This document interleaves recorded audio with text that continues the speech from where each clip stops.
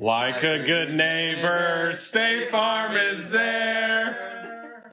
All right, so tonight we are going to be talking about being a good neighbor. And before we begin, we're going to look at what and I'm going to just try to pronounce this right, the Greek word plesion or shakchin in Hebrew, or basically in English, what a neighbor is, and how the Bible defines and represents what a neighbor is. And spoilers, it's basically your fellow peers, it's other people. The commandments break this down, basically, and I'm going to just kind of summarize them, but you shall not steal, you shall not commit adultery, you shall not kill, you shall not bear false witness against thy neighbor, you shall not cover thy neighbor's wife, you shall not cover thy neighbor's goods. All these commandments are commanding us to not do these things to others in general. 1 Peter chapter 3, verse 8, and I'm going to go ahead and read that. Finally, all of you be of one mind, having compassion for one another, love as brothers in the New King James, or brethren in the King James Version. A neighbor in the Bible is not just a neighbor like we would say, like the American version of neighbor. Another example that I had to show what a neighbor is in the Bible is the passage of the parable of the Good Samaritan. And that passage, it's a little lengthy, but would anybody like to read Luke chapter 10, 25 through 37? And behold, a lawyer stood up and put him to the test, saying, Teacher, what shall I do to inherit eternal life? And he said to him, What is written in the law? How do you read it? And he answered him, You shall love the Lord your God with all your heart, and with all your soul, and with all your strength, and with all your mind, and your neighbor as yourself. And he said to him, You have answered correctly. Do this, and you will live. But he, desiring to justify himself, said to Jesus, And who is my neighbor? And Jesus replied, A man was going down from Jerusalem to Jericho. He fell among robbers, who stripped him and beat him and departed, leaving him half dead. Now by chance, a priest was going down that road. And when he saw him, he passed on the other side. So likewise, a Levite, when he came to the place and saw him, passed by on the other side. But a Samaritan, as he journeyed, came to where he was, and when he saw him, he had compassion. And he went to him and bound up his wounds, pouring on them olive and wine. And he set him on his own animal and brought him to an inn and took care of him. And the next day he took out 2 denarii and gave them to the innkeeper, saying, Take care of him, and whatever more you spend, I will repay when I come back. Which of these 3 do you think proved to be a neighbor to the man who fell among the robbers? He said, The one who showed him mercy. And Jesus said to him, You go and do likewise. All right, so some key points to that passage there. Love your neighbor as yourself. In verse 29, we have, Who is my neighbor? Just things to remember and kind of hit back as we had looked at that. But verse 33, and I thought this was interesting, but we have a Samaritan. So kind of pointing back to, in verse 30, a man came out of Jerusalem. Now, Daniel, you may be able to shed some light on this. I've always kind of understood it that the guy in this parable, the guy that came out of Jerusalem would have been a Jew, most likely. So it's just interesting that it was a Samaritan that had, if it was, then, it's just interesting because they hated each other. The Samaritans hated the Jews hated the Samaritans. Right. And you have the Samaritan just some random person, you know, traveling on the road, doesn't know this guy, helped him out, bandaged his wounds, and then brought him to the inn and basically had, you know, compassion and care for him while they were there. And again, the difference between the word neighbor in like our terms and then what the Bible defines it as, it can be anyone. It's not necessarily your like next door neighbor or whatever. But yeah, Jesus basically wraps it up, which of these three were a good neighbor. Can I interject real quick? Mm-hmm. So the first one was a priest. Okay, so he was supposed to be a morally good man, right? Mm-hmm. The second was Levi, okay, which was supposed to be from the tribe. So both of these on the outside were considered good above, where the Samaritan was kind of always considered, you know, the Jews would go around Samaria because of the uncleanliness and stuff.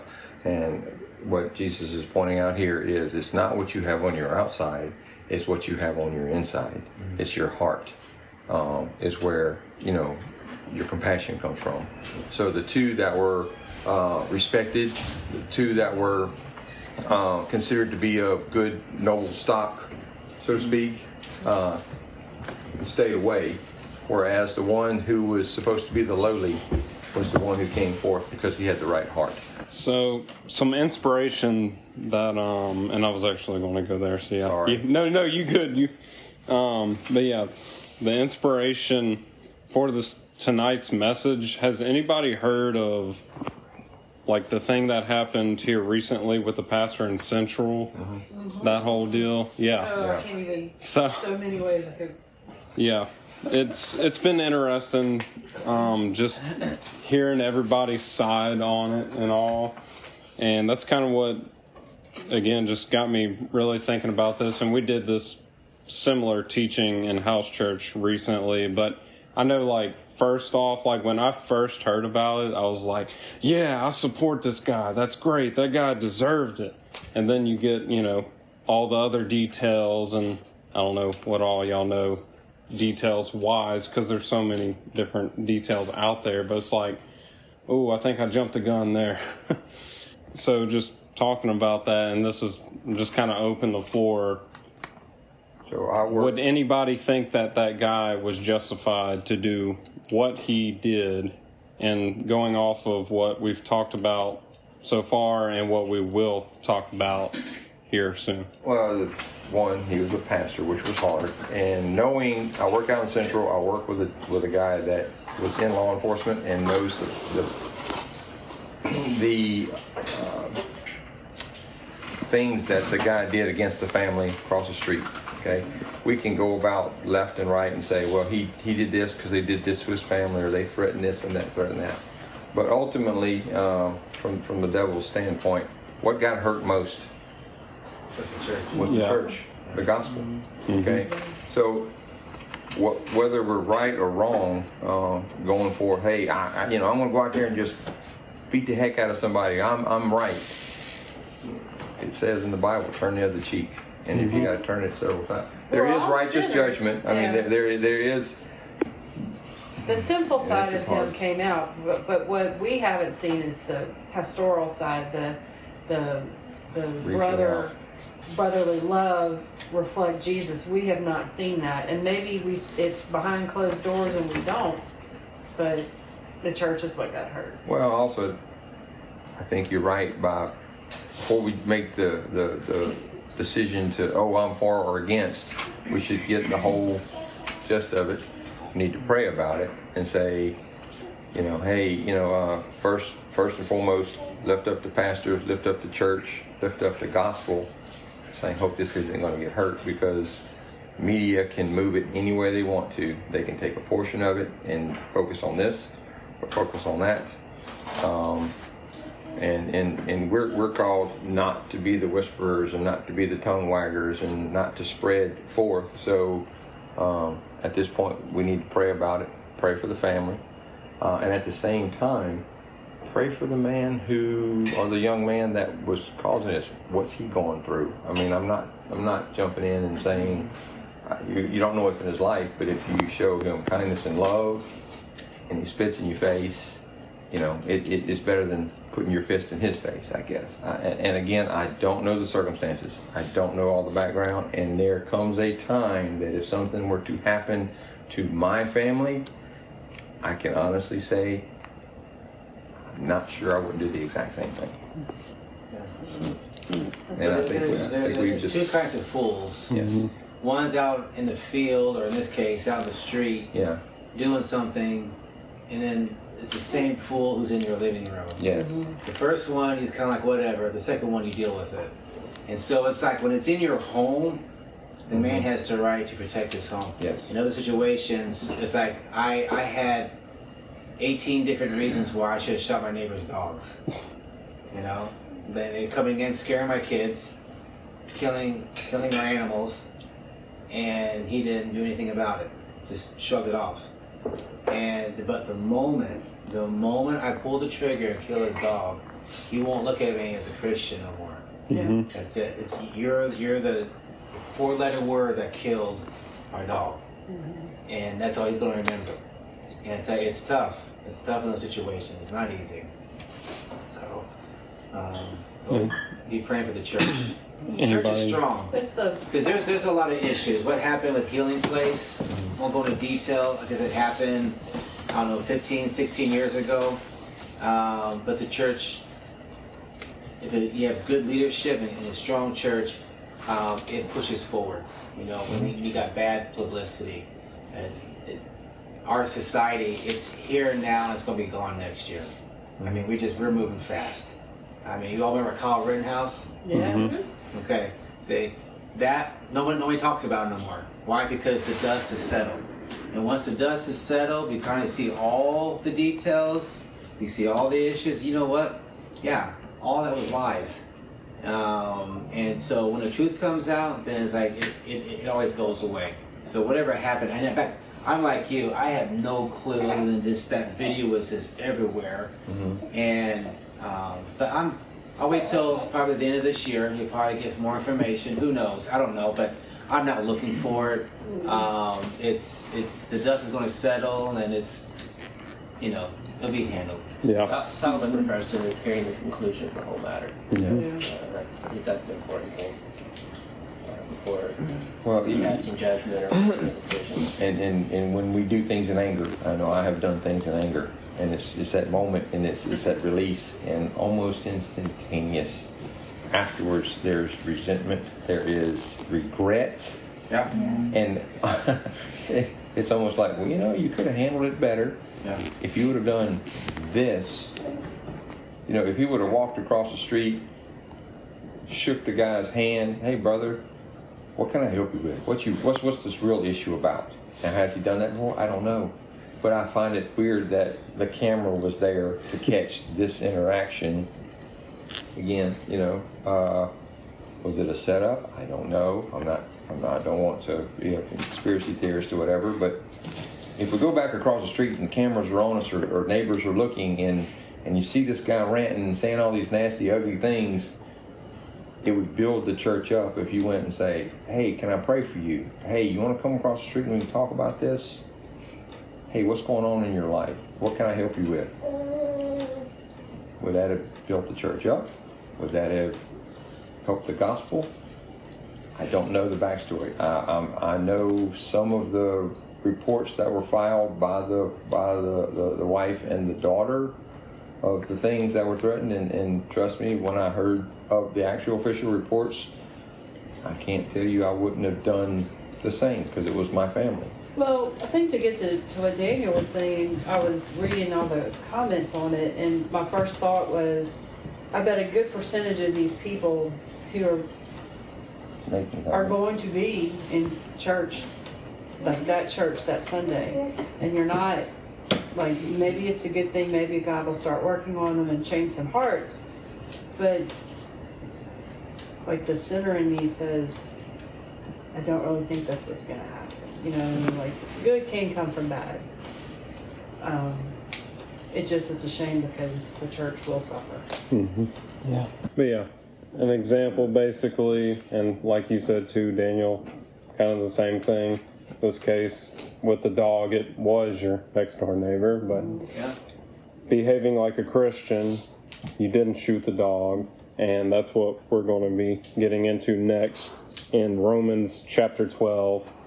We'll be starting at verse 9. And the passage is titled, Behave Like a Christian. And this is how we are to behave to our fellow, neighbors and brethren and brothers. All right, verse 9. Let love be without hypocrisy. Arbor what is evil. Cling to what is good. Be kindly affectionate to one another with brotherly love. In honor, giving preference to one another, not lagging in diligence, fervent in spirit, serving the Lord, rejoicing in hope, patient in tribulation, continuing steadfastly in prayer, distributing to the needs of the saints, given to hospitality. Bless those who persecute you. Bless and do not curse. Sorry, I'm still getting over allergy stuff. Rejoice with those who rejoice, and weep with those who weep. Be of the same mind toward one another. Do not set your mind on high things, but associate with the humble. Do not be wise in your own opinion. Key verse here for what we just talked about. Repay no one evil for evil. Have regard for good things in the sight of all men. If it is possible, as much as depends on you, live peaceably with all men. Beloved, do not avenge yourselves, but rather give place to wrath, for it is written, Vengeance is mine, I will repay, says the Lord.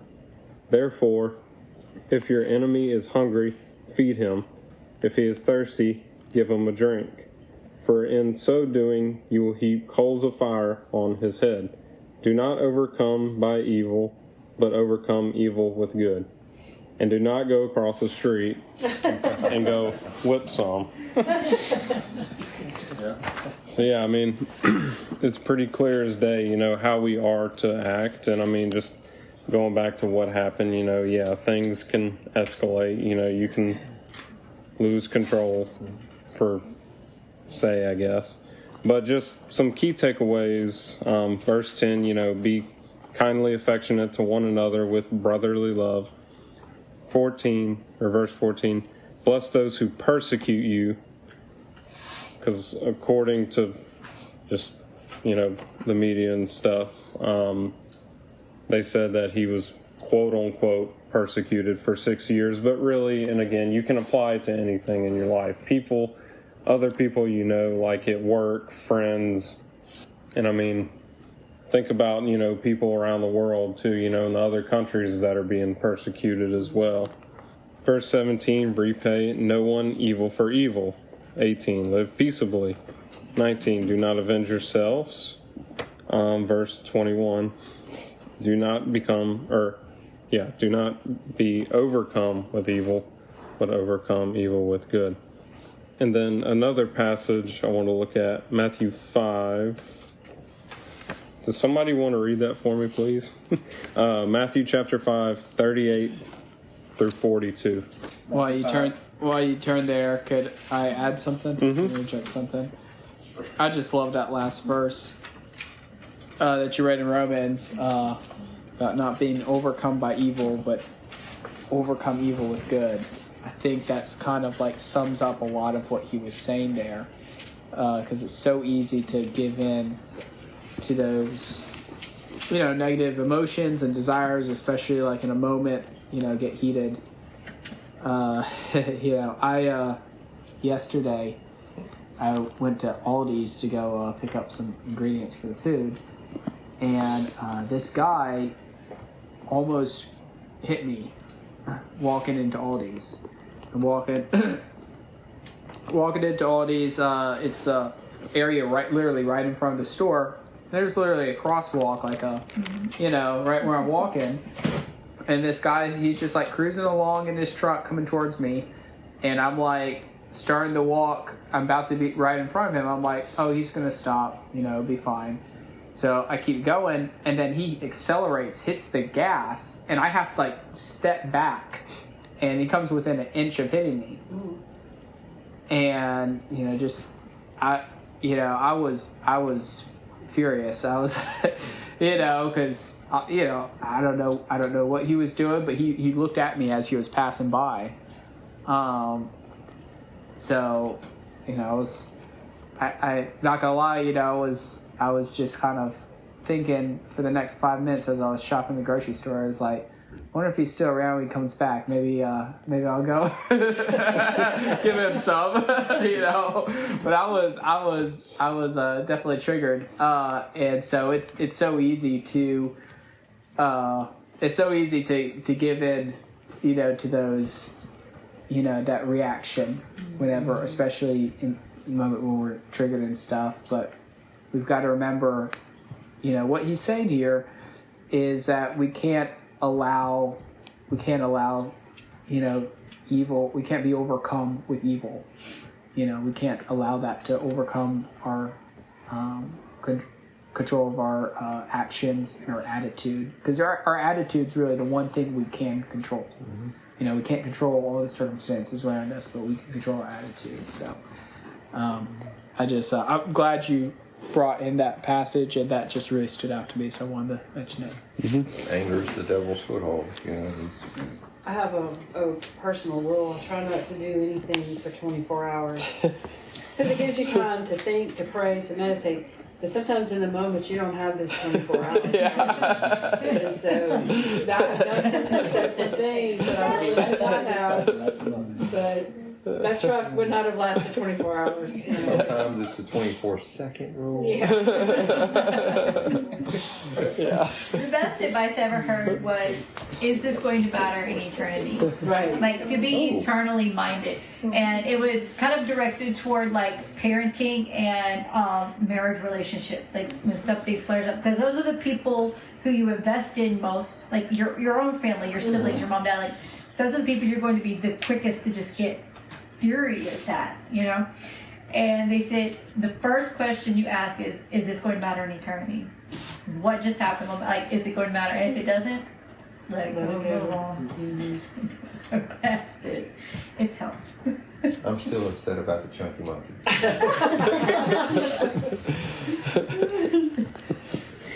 You have 24 hours.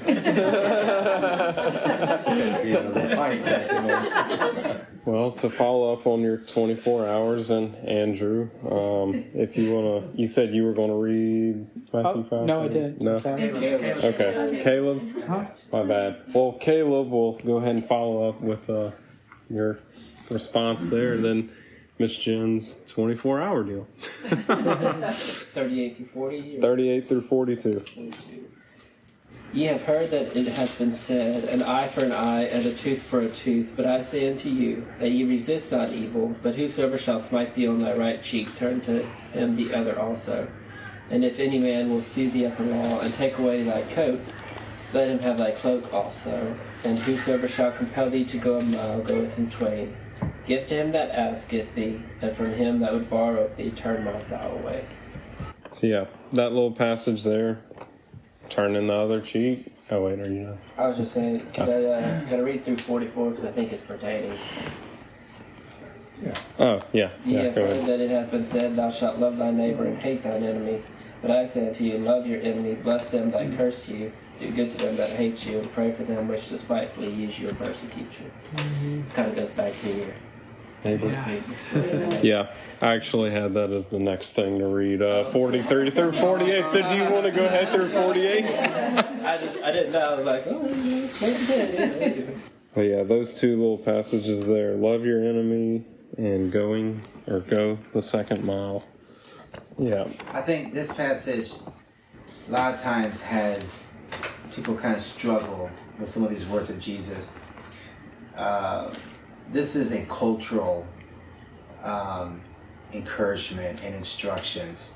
Jesus is not saying if someone is coming after you to physically harm you, you just be a Quaker and just take it.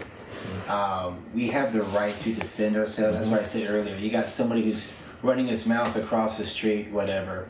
he comes into your home, that's a whole different situation. Yeah. This is not what Jesus is talking about right here. And so it's the insults, the slapping on the face was a common response when in fact, I have witnessed this in Israel, even like in today's society, where two guys got in an argument and over a little fender bender, and the man just popped him right across the face. And it's like, this was not a threat to his life. He wasn't choking him, or he didn't pull out a weapon. He just got angry and just slapped him, you know? And the guy didn't retaliate. He didn't slap him back. And we're sitting there eating our hamburgers watching this. I told my team, I said, we got a dinner and a show. I mean, it's like, I wasn't even planning on it. Wait for the matinee tomorrow. But we're sitting there, and I'm like, oh my goodness, what's going to happen? And the guy began to yell, and whatever was said in that language, they shook hands and got back in their vehicles and drove off. Which means in the culture, if they can come on the same terms on both parties can agree one was guilty, they don't call the police. They'll just say, hey, because in a small town, everybody knows each other pretty much. Big families, they don't know each other. And so that's what he's talking about right here. It's something like that. It's whether a verbal attack or just someone just kind of getting upset and is, slapping at you as if like you're a mosquito. It is that cultural understanding that what Jesus is saying. He's not, by no means, someone comes into your home or you're just out after a ball game and someone is drunk and they just physically attack you. You have the right to protect you as well as. So I just want to, because people are like, they have taken this sometimes, and you may think, well, that's common sense, but you'd be surprised how people think it's, we're doormats, basically. Yeah. That's not the case. And going back to the example of the pastor at that point, now, yes, it was pretty harsh stuff, but it was verbal stuff coming from the. Exactly. So going back to him, apparently that had been going on for a while, like 6 years. And I thought of a passage just thinking about that, but then also we can apply it to like our own life. I've got some people that I know that it's like you're around them and they're good, things are going well, and then like something happens. I guess you could say it's a slip up, a mess up, and you forgive them, and you're right back on the good track, and it just kind of keeps repeating. And we're going to be dipping a little bit into forgiveness, but talking about what the pastor should have done, I guess you could say, or just here. Let's just go to Matthew chapter 18, and we'll be looking at verses 21 and 22. And it's where the Bible talks like how many times should you forgive them? And yeah, the pastor, didn't do anything technically like, beating him up for the 6 years or whatever, but forgiveness and turning the cheek, we'll be looking at what he should have done. But verse 21, then Peter came to him and said, Lord, how often shall my brother sin against me, and I forgive him? Up to 7 times? Jesus said to him, I do not say to you up to 7 times, but to 70 times 7. So yeah, I don't think the pastor wound up forgiving that guy 70 times 7.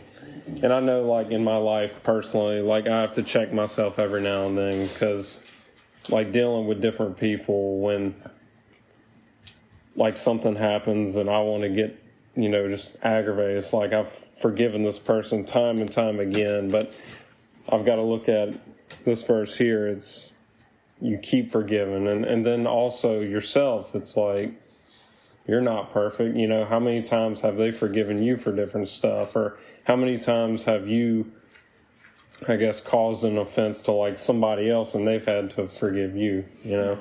So I had that conversation with my daughter yesterday. She had an offense against one of her coworkers, and I told her, you know, tell me when you have been perfect. You know, and I'm not saying that judgmentally, but until you have been perfect, you really have no leg to stand on. Mm-hmm. And she didn't like that, you know, because that's calling out sin. She didn't like that.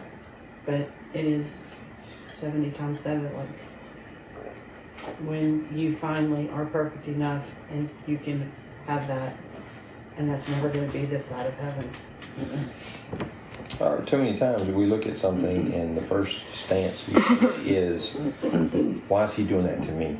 You know, it's like, you know, why are you doing this to me? And the action he has might be completely different of something that's going on in his life, and I'm just the kind of the brunt of it. But we automatically look at something like, this is offenses against me personally. And if we look at it from the standpoint of, what's your life going through? How can I help you? In 6 years, you think it would have been, and you know, from a pastor standpoint, it's like, hey man, apparently we're having some conflict here. You know, I can understand Daniel's point of view is, hey, I've talked to my neighbor about this, and you do nothing about it.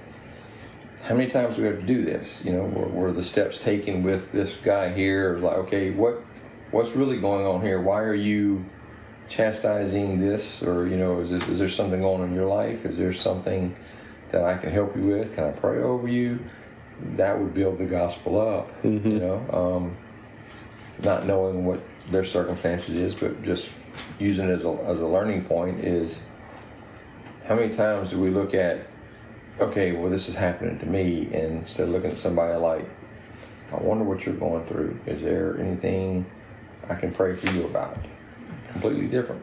That means you have to understand that person. You have to be personal. You have to get down and talk to them. Too many times we're like, man, I can't believe so-and-so, our daughter, I can't believe so-and-so did this. So, well, did you talk to that person about it? No, but I want to talk to the boss. Well, the first person you need to talk to is the person who had the offense. Let them know, I don't appreciate this. If they don't know that limit, then you can say, hey, look, in the future, can you do this? Or, yeah, I really didn't like this. Now you know. So ignorance is, you know, you can't claim ignorance. Now you know. And a lot of these things we're being asked to do are not easy things to do. No. But I mean, it does two things. It grows us, so it sanctifies us to walk in this obedience. But also, everything that we're called to be and do is like, it's supposed to point to the gospel. It's supposed to point to Jesus. So it goes to what you're saying. We have to quit looking at it from an inward perspective about myself, and I have to look at it from an eternal perspective of me being a representative of what the gospel looks like and who Jesus is. And I think that in itself, I think, will help as part, I think, of the renewing of our mind that we're supposed to do daily. That is what will help us when these moments do happen, offenses, you know, with whomever. You know, if we keep that, our mind on the eternal. And that goes back to Romans 12. Renewing that mind, that's the whole chapter. That is the book of Romans is our Magna Carta for Christianity. I mean, that is it, man. And if we just read through Romans 12 and purpose in our heart to live Romans 12, I'm telling you, man, it would change your life. It would. It's the perfect model. One thing we tried to do with our kids, and we never, before Christ, we never modeled it. We're trying to do it now, but it's humility. Christ walked in humility, and we, when we're in these situations, like the pastor, that was not, like, we can't put ourselves below or see or do or ask to pray, because we don't want to express that humility. When we're wronged, we don't want to. And that's kind of what I was telling my daughter yesterday, was you need to humble yourself before you hurt somebody. And it tells us to be slow to anger, right? So by actually having to sit back, because anger flares up, we act impulsively. We usually act not in the right way.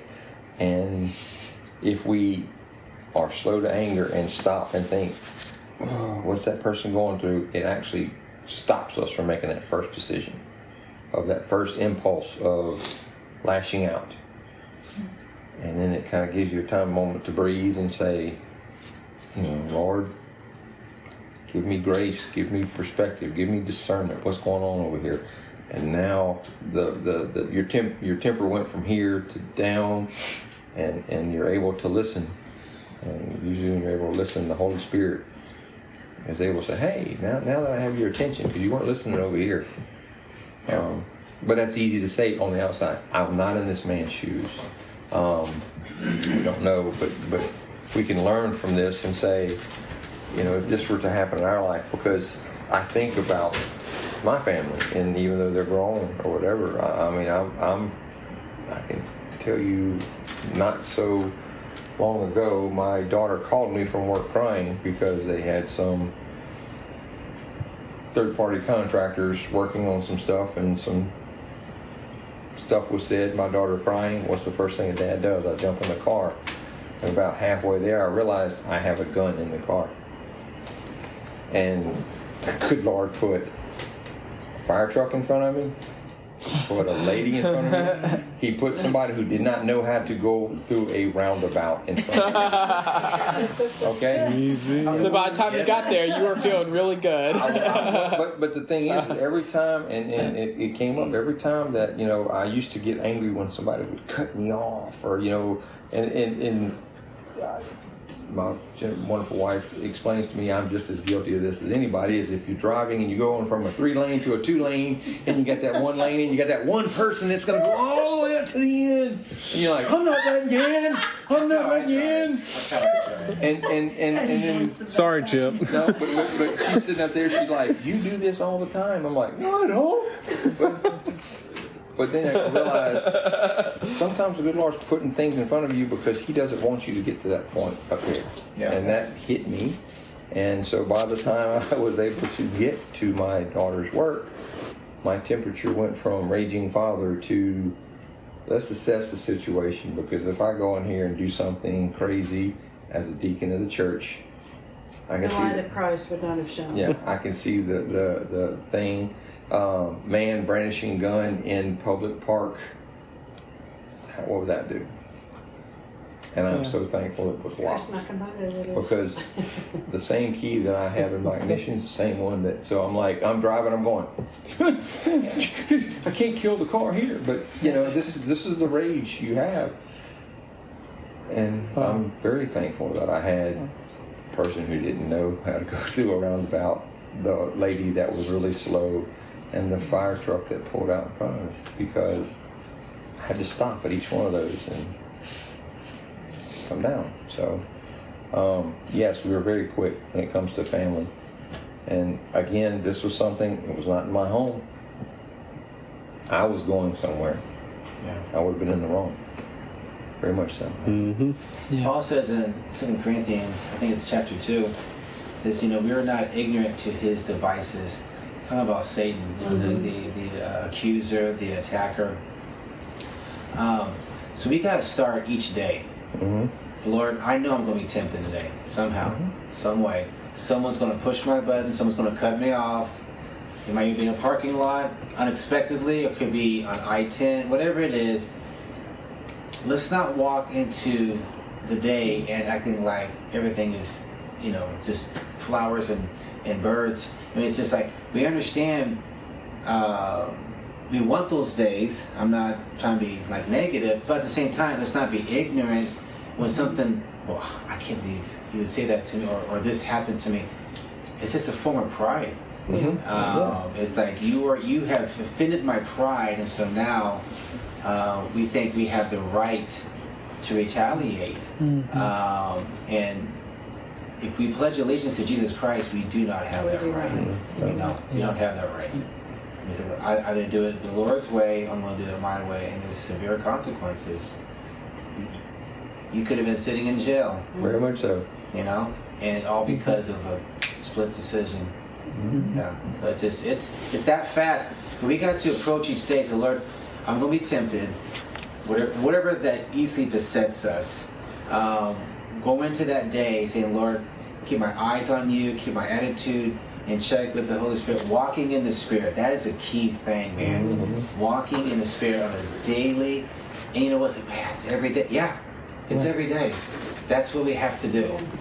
To be a good soldier, we got to march with the Spirit. We got to walk in the Spirit, and it takes discipline, like a good soldier.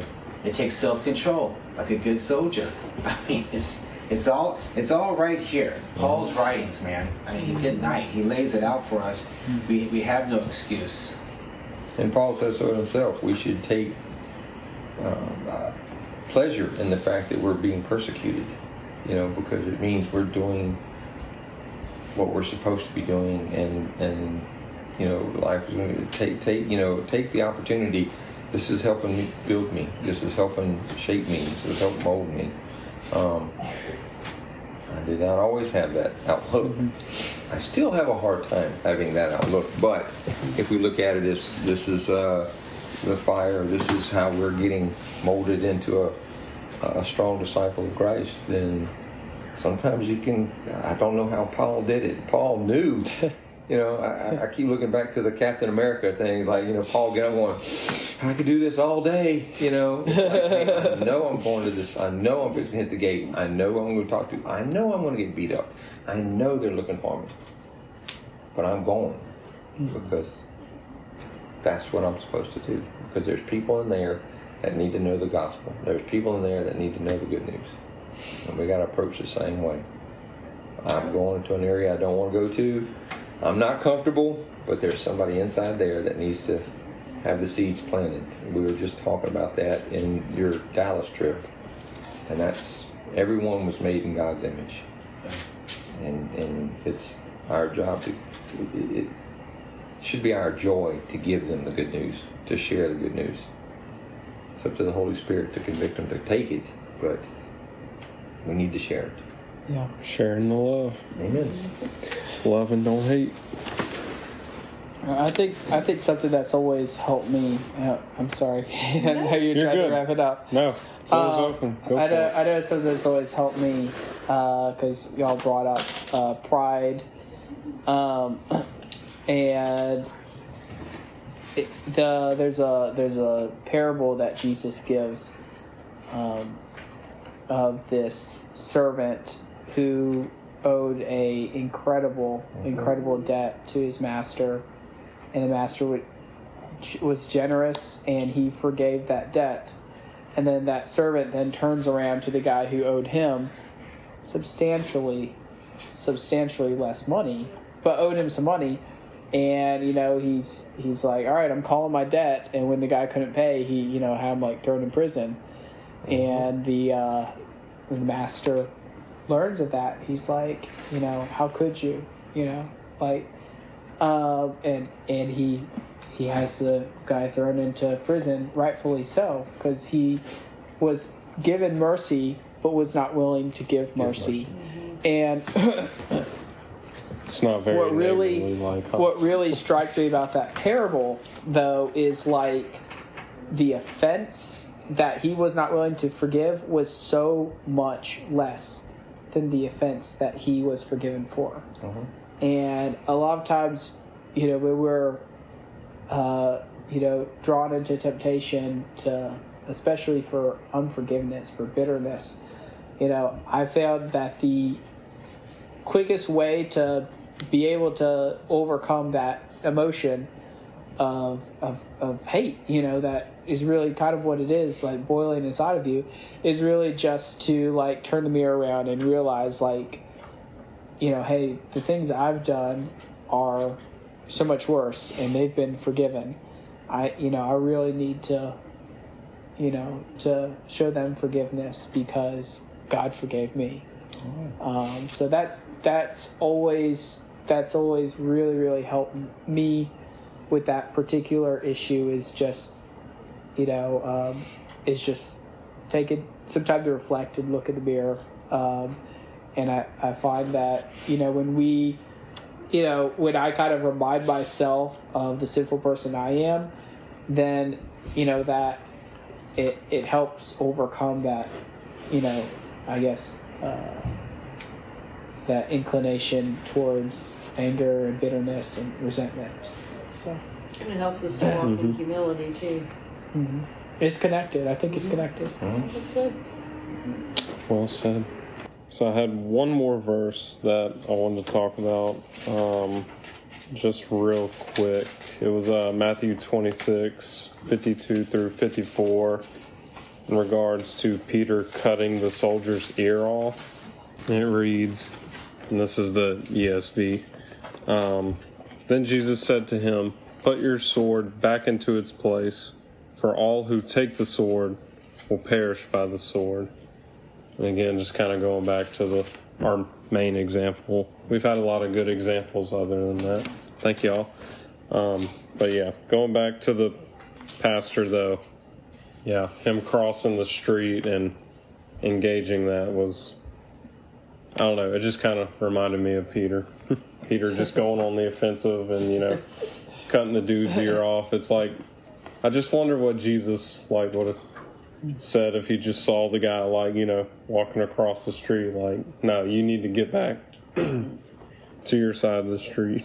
But yeah, that's mainly pretty well everything I had. Just some stuff happening in the world went big, but again, it's like y'all too, and then Andrew, and then it's stuff that I deal with as well at work and just with other people every now and then. And like you said, it's just kind of looking in the mirror and just reminding yourself, and having that humility. And like Daniel said, praying, praying before you even start out the day, anticipating that, that the enemy's going to attack. That's good. yeah. Sometimes it's easy to see when the enemy is coming at you, and then sometimes it's not. I feel like it's very, very, it's hard. Yeah, it is. So having that prayer is. But we're called to be a good neighbor, love your neighbor and love your peers, the other people, your brothers, your brethren, your, I forgot the Hebrew word, but State Farm. State Farm. Yeah, it's.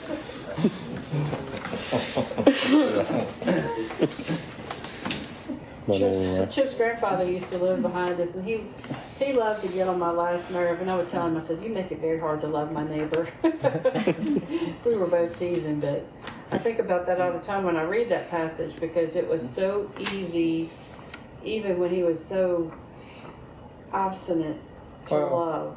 And we should treat everybody like that, even when they're obstinate. It should be easy for us to love. Mm-hmm. And sometimes it is, sometimes. And it builds the kingdom instead of tearing it down. Yeah. Well, it was a generational thing, because as much as my grandfather loved tormenting her aunts and grandmother liked to torment me. It was a generation thing, and you'd see them. It's like waterboarding. They're just tapping you. How you doing, Lyle? I used to call Lyle. Love it all the time. Hey, Lyle, just. And when they found that button, they're like. So, but that wasn't very neighborly, was it? But it's also people do things expecting a certain response. Yeah. And if we give them that certain response, they say, "See, told you, Not a Christian. you're not a Christian." Mm-hmm. And when we give them a response they don't expect, then it makes them think, "Hey, there's something to this." And that goes back to the heaping coals of fire. Mm-hmm. Yes. If someone's targeting you, someone's disrespectful, someone's rude. I mean, we read it. It goes back to Deuteronomy, where that passage came from. That he's like, it's like heaping coals of fire. It's like you make them uncomfortable. And what's the saying? You kill them with kindness. It's just like they don't know what to do. Mm-hmm. It makes them feel awkward, and it's just they did it to themselves. So it's. So I had a gospel conversation with my PT Tuesday, I guess it was. And the next visit, she wouldn't, she is my assigned PT, she gave me to someone else. And I don't know if it was my offense or the Holy Spirit or the devil or somebody is working on her, but she, like, whatever it was, I feel like that seed is there now, and good or bad, but we do cause offense sometimes, you know, like when we speak those words. Yeah.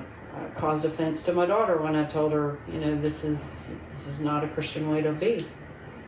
Yeah, so we will have hard times in this world. Anyway, I just thought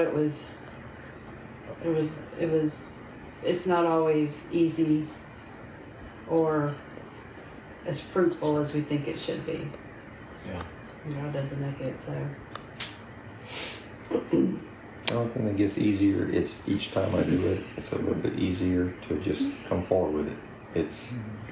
I have no problem sharing the gospel with somebody in the grocery store, you know, and beforehand it's like, that's not really the type of person I want to talk to. Man, hey, I was at Oak Point and I was reading at the back of this guy's shirt. It was a poem that was written basically from one of their, it was basically, and I actually took a picture of it, and that's how we got in our conversation.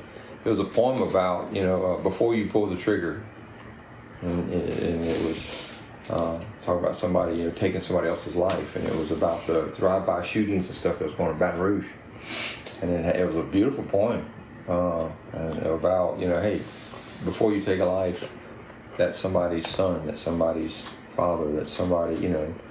This is the doors that are going to close before you rashly take this life. And I just said, it's a beautiful shirt. And he turned around and we were talking about it. And I asked him, you know, what church he went to. And he was like, oh, I really don't go to a church. I'm like, well, that shirt right there is, you know, the Lord tells us, you know, turn the other cheek. The Lord tells us this, you know. We were able to share the gospel with him. But it's I don't know. A few years ago, I'd probably just sort of go neat and walk off. But I made a comment, and it started with a conversation. And that's where we need to be. Is we need to be able to share the gospel with whoever, whenever. Thing that was brought up is there are people that pass you every day in your life. And it might be the only time. Only time that they'll get to see Christ. Are we going to show it? Or are we going to hide it? Like a good neighbor, State Farm is there.